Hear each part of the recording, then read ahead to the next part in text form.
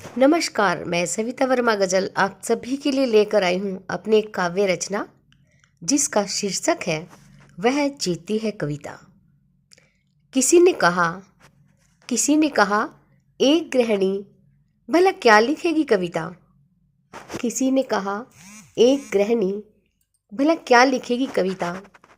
वो चुप थी वो चुप थी किंतु किंतु अंतर्मन बोल उठा, अरे एक गृहिणी ही तो है जो सिर्फ कविता लिखती ही नहीं, वो तो जीती है कविता को हर पल। और तुम उसके समर्पण, त्याग, सहनशीलता व मौन रहकर पीड़ा सहने की कला को, वो उसकी ममता को, रात रात भर जागकर बच्चों की लोरी सुनाने को, उसकी झुकी झुकी पलकों पर, लरसते अधरों पर, खनकती चूड़ी और छनकती पायल पर उकेरते हो अपनी कविता।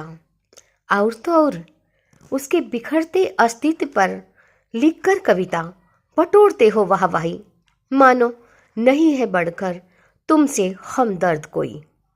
चेहरे पर बिखरे उसके काले घने आजाद केशों को, चेहरे पर बिखरे उसके काले घने आजाद केशों को बताते हो बादलों के बीच छुपा चांद, और बताकर करते हो शामिल अपनी शायरी में उसकी विरह को, उसके सौंदर्य को, उसकी चंचलता को, उसके विरह को, उसके सौंदर्य को और उसकी चंचलता को बनाते हो केंद्र बिंदु अपनी कविता का।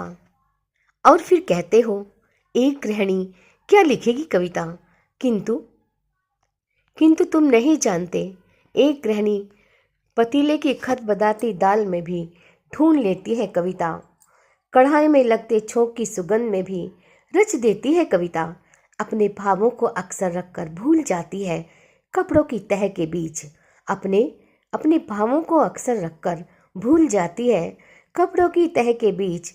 आटा गूंदते उसकी थपक को भी गुनगुनाकर खुश हो लेती है, आटा गूंदते हुए उसकी थपक को भी गुनगुनाकर खुश हो लेती है। वो रचती है नून तेल व लकड़ी में रमते हुए कोई सुंदर कविता। वो रचती है नून तेल व लकड़ी में रमते हुए कोई सुंदर कविता। 9 माह की असहनीय पीड़ा भी बदल देती है अपनी कविता में, 9 माह की असहनीय पीड़ा को भी बदल देती है अपनी कविता में। और फिर ढूंढती है स्वयं को किसी कागज के पन्ने पर, और तुम कहते हो एक गृहिणी क्या लिखेगी कविता।